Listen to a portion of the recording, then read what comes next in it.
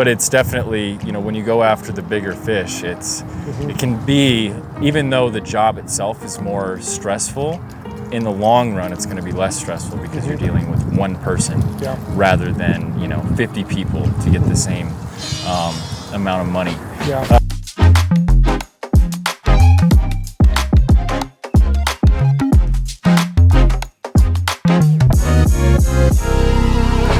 How's it going, guys? This is Edgar and John with the Rewind podcast.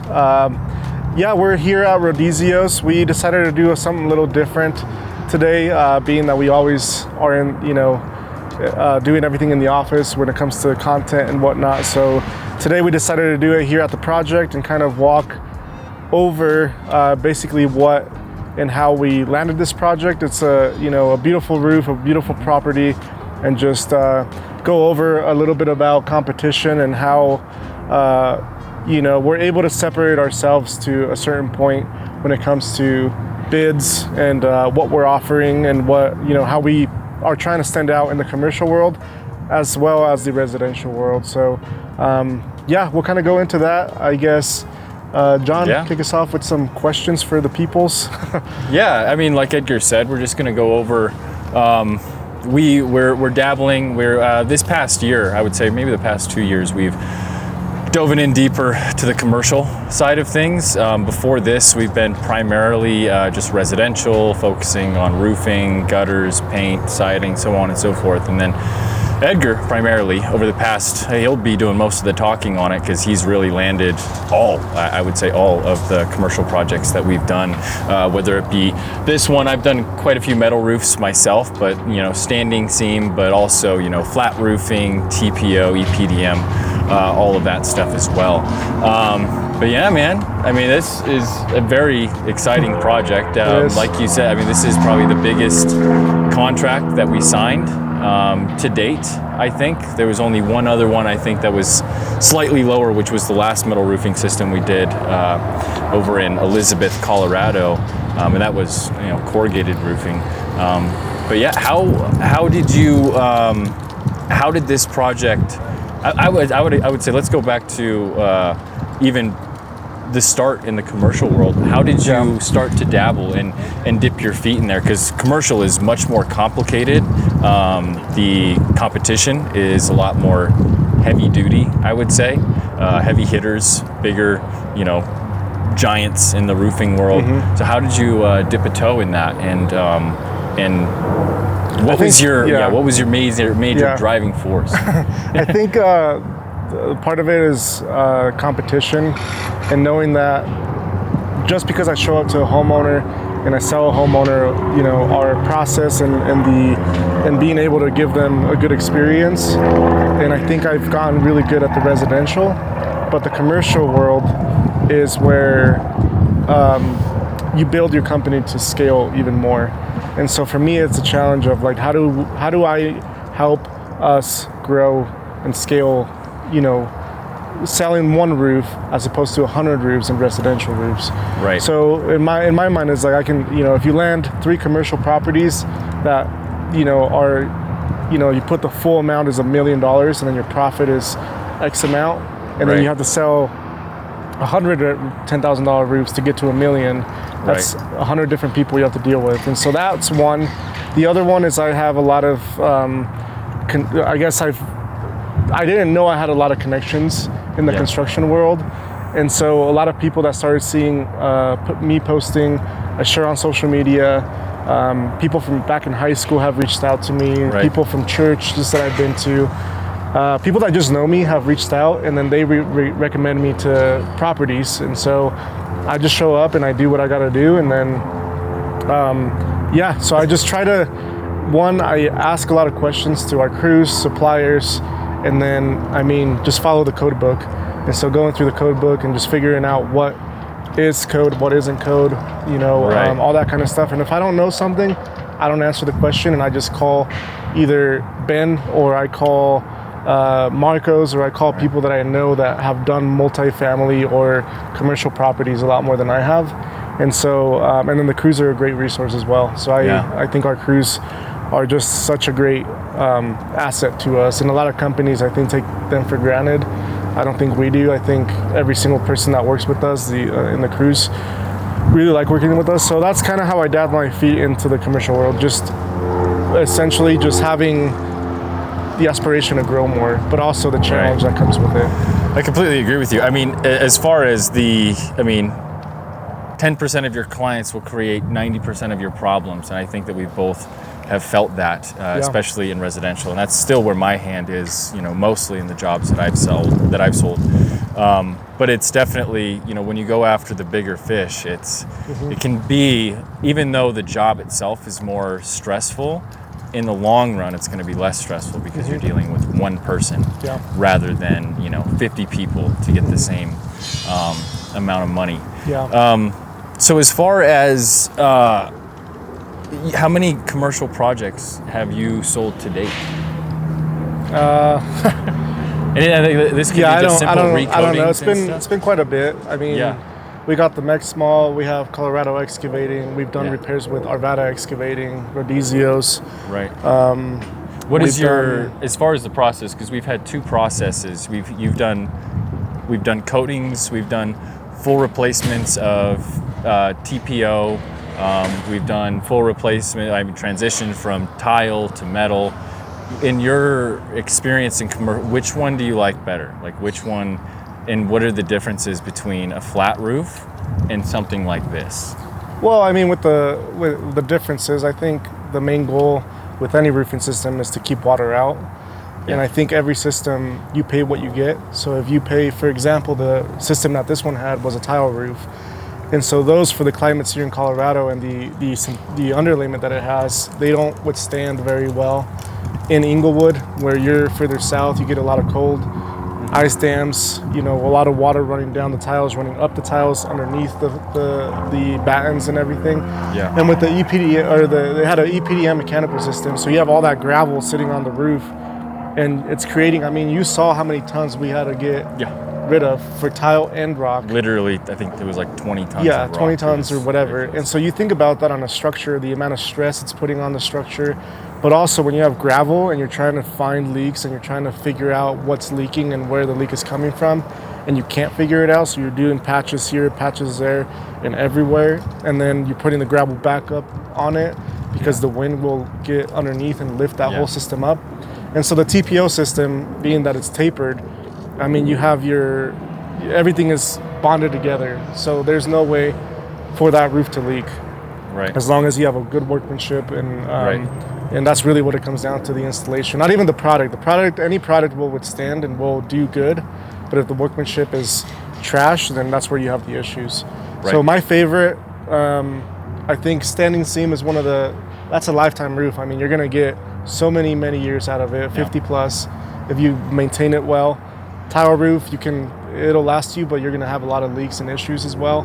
And then the TPO, I've done quite a bit of it, and the process of it is very, at first it was intimidating because you don't know what you're getting into, but once you do one, after that you're like, okay, this is pretty straightforward. You figured out. And then you learn how to bid properly. Like, we haven't lost money on any of it, of the projects we've done, but it's a scary fear that you have. It's like, well, okay, if I mess this up, the fear of losing is what it is, but you gain, as long as you can continue to do a good job, you're going to get referred. So and warranting a system like, a large, six-figure job, like if you don't have proper workmanship and there are issues, it's going to cost you money in the long run. And so it's like having that money set aside. Like, there's just, like you said, there's a lot more that goes into it rather than, a simple residential roof, which will cost you 15 to 20 grand.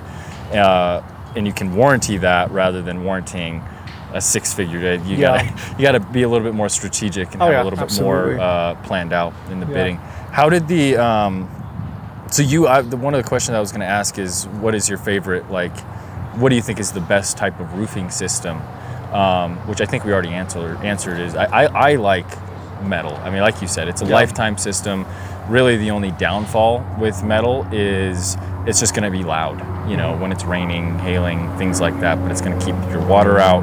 It's going to protect the roof from any hail. As long as it's sealed and fastened properly, it's going to withstand against wind pretty well. But yeah, so like I said, Yeah. we answered that. Is metal the one thing you probably recommend? Yeah, metal would probably be one of the standing seam is probably one of the best ones. 24 gauge. Yeah. To be more specific, anything 26, 29 gauge are very thin materials, so then you're paying a lot less, more affordable in my opinion. Yeah. But still, you're like you're saying, like you're gonna hear noise when rain happens and whatnot. With standing seam like this one, I don't think you'll hear as much. I don't think it's as loud as you think, and I just like it a lot. Yeah. And then I do like shingle a lot, so I'm not discouraging anyone from using it. Mostly because we can do business again in about 8 years when you get hit with hail again. Yeah. And it's covered under insurance. And it's covered under insurance. So there's a lot of benefits for it.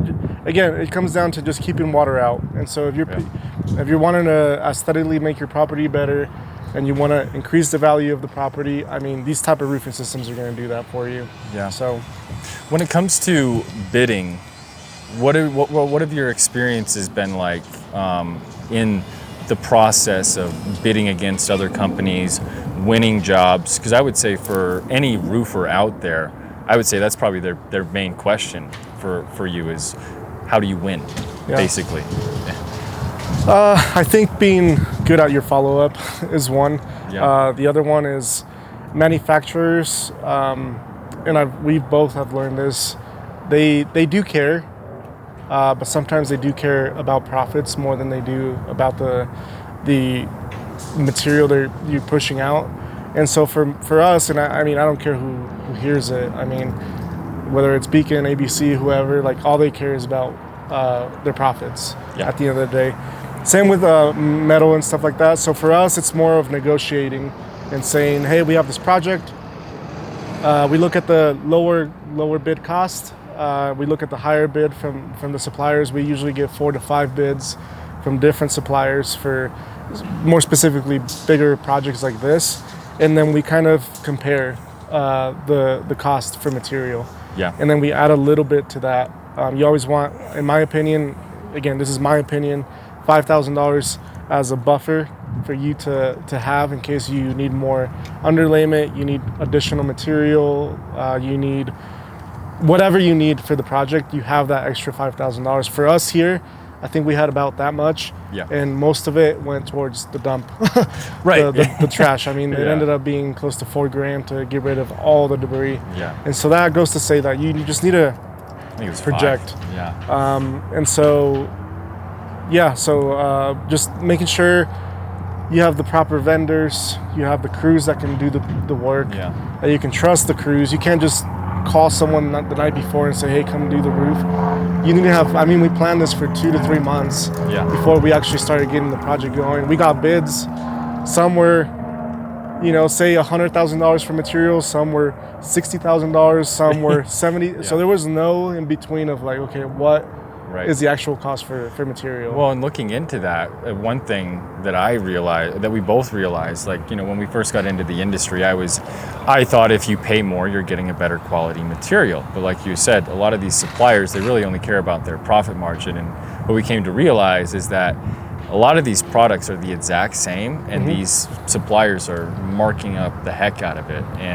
But if you can find a less expensive product that's going to give you the same value and the same warranty. I mean, most shingle warranties are the exact same, and really the only difference comes down to, I guess, how at least that I've realized, how the distributor treats you.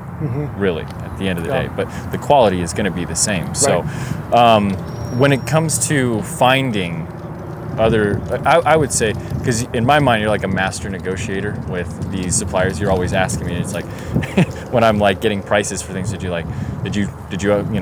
negotiate with them and everything? And I'm like, well, no. And everything. So I guess that's funny. Tell us a little bit about what does your negotiation process look like, and when do you know, and how do you know that you're getting the right price for a lot of these materials? I guess even with a supplier I met last week at a commercial property, it's like, I don't know, like almost 300 squares of replacing, a mod bit roof to a TPO. And at the end of the thing, the walkthrough with them, because they're going to get us a tapered system quote, he just asked, what can I do to get you, or what can I do to get you guys to work with me? And I was like, honestly, like, I don't even know your prices. Yeah. I was like, you're out here just giving me a bid, but honestly, when it comes to shingles, like, we're getting a killer price at this place, and so what it comes down is to numbers, and if we don't get the numbers that we think are right, then we're not going to buy from you at the end of the day. So, right. I mean, it's just being aggressive, like not. Yeah. I guess for me, is just for so long, I think we paid, thousands on thousands on thousands of dollars in material. Yeah. When we could have gotten the same kind of quality material at a lower cost, our profits would be healthy, and then we wouldn't have burned through so much cash so fast. I mean, when you're paying $50,000 a week on bills and material, it's like, that makes no sense in my mind. No. It makes no sense. So if you're not looking at those material numbers, there's always a way. If you can buy in bulk, we did that last year. Yeah. Buying in bulk, buying cap nails, coil nails, synthetic, ice and water shield in bulk. Yeah. I mean, you're saving thousands of dollars there as well. So it's just, just caring about your profits, because if you don't have profits, you can't survive. Yeah. And I don't know how people survive. No, I think it's a big reason why there's so many, roofing companies. They go in and out, in and out, in and out. And it's, I think, because it's the little things that matter. And I think a lot of the training that we did when we first started from, people like Dimitri, I think if we had taken that stuff a little bit more seriously, we probably would have saved a heck of a lot more money in the long run, like buying in bulk and stuff like that. But and you live and you learn. Yeah, and you got to give a shout out to people that have invested in us. I mean, Ben with Precise Roofing. I mean, he's taught me to even be more aggressive than I was. I mean, Marcos, same thing. Be stern and aggressive with your crews. Like when shit needs to get done, it needs to get done. And if we're the ones writing checks, then they need to respect the fact where their food is coming from. So, and not in an egotistic way, but in a very respectful way. Because if you talk to any of our crew members, they all respect us. They all appreciate what we do for them, and we're not mean to them. We take care of them. We get them uniforms and everything, and so we do our part. But if they come in and they're like, "Hey, I'm billing you X amount because we did X and X amount of work," it's like, no, we agreed. From the very beginning, we walked that property and we talked about it, and this is what you said. And it's written down. And I've always told you, I record calls like no one's business. I document, take notes for important things when financials are involved. And so I think that's very important. I'm very religious. If there's an important call that's happening with a permit, like yesterday calling the city about this project, recorded the whole conversation, got what I needed, and I was like, cool, and then just hung up. So it's just little things. Well, and going back to the crews and being stern with them, it's our name at the end of the day that's on the line, and we're providing the opportunities and the work and all of that. And a reputation is a lifetime to build and seconds to destroy. So all it takes is a few little mistakes, not keeping up on the crews, making sure that they are, fastening everything properly, they're cleaning up properly.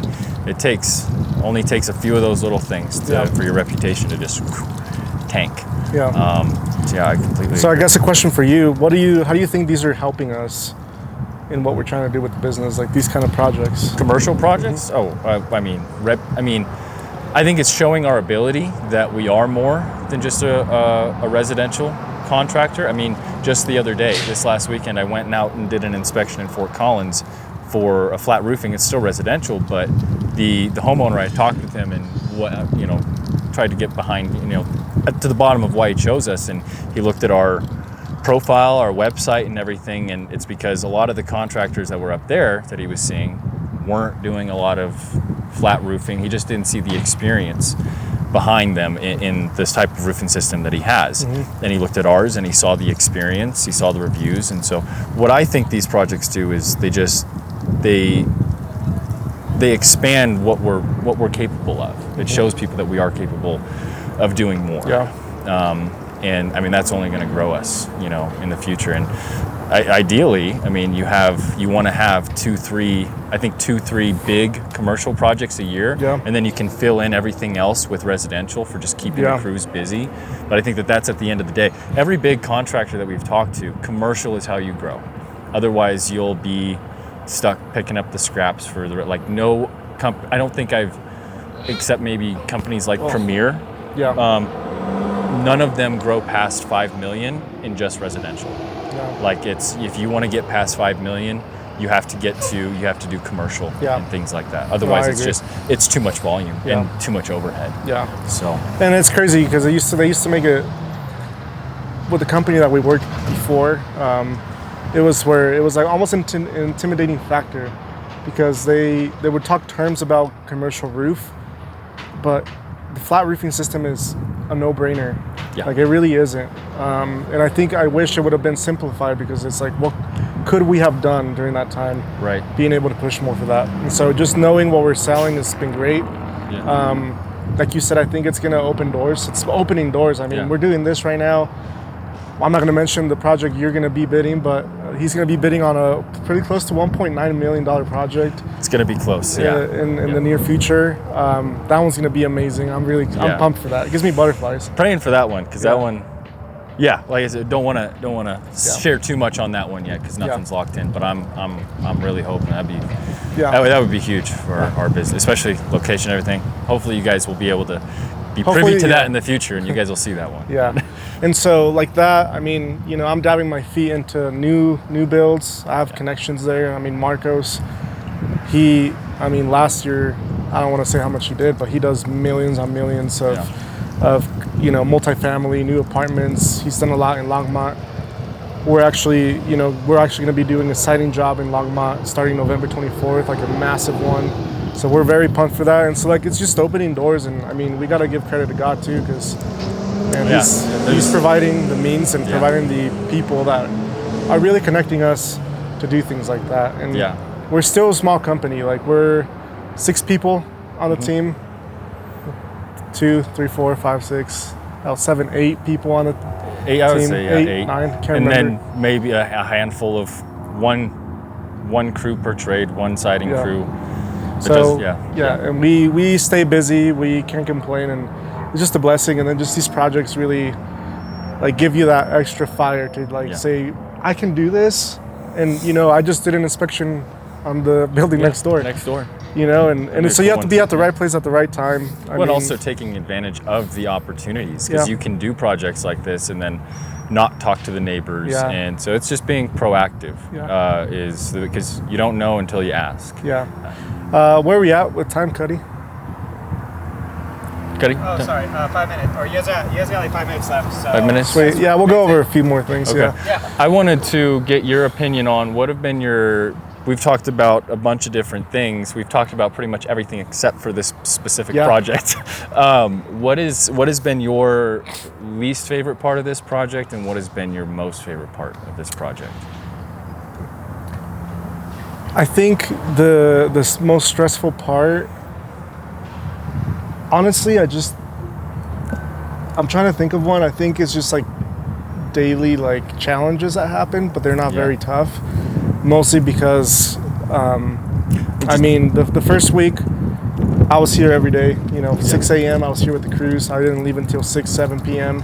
So I was making sure we were on track with the project. We're still on track to finish hopefully by this Saturday. And I think it's the biggest thing is like on Monday when I came here, the biggest thing was like, okay, our guys right now they're moving, but we still have a lot of work to do. And so it was a reacting in the moment and saying, okay, I need to be proactive. And so what I do is I call another crew that we have. I get them out here. They bring an additional 8 guys, and now we're back on track to what we were shooting for. So that was the biggest stressor. Is like I thought we were going to be able to complete that by yesterday. And Fernando, he's been great. He's been very, very gracious with the whole process, and he understands that it's not just slap the metal on the roof. It's very detailed.